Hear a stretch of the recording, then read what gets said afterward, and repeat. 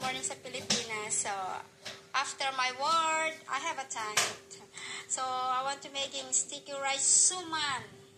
So, ito po ang ingredients na 4 cup sticky rice. Binabat ko siya ng overnight and then i-drain ko siya until dry. And then, 2 spoons lihiya and 1/2 teaspoon salt.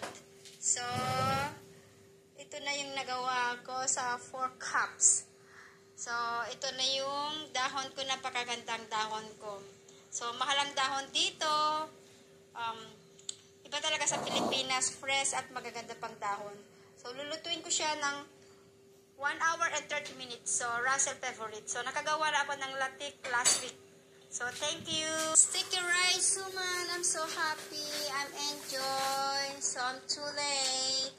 Time is it? 11:54 p.m. It's almost 12 a.m. So, 2 hours to cook. So, I'm ready now to turn off. Tomorrow, it's ready for coffee tomorrow. So, 2 hours to cook.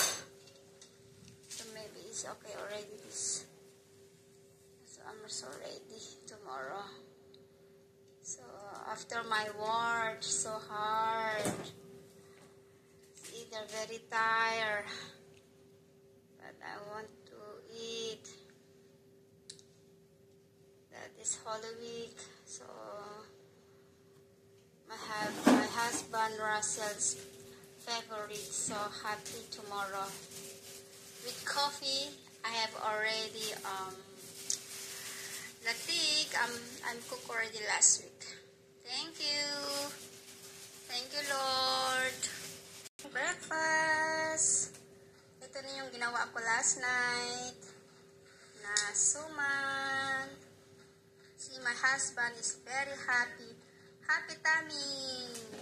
My husband breakfast. Breakfast? Did you say breakfast?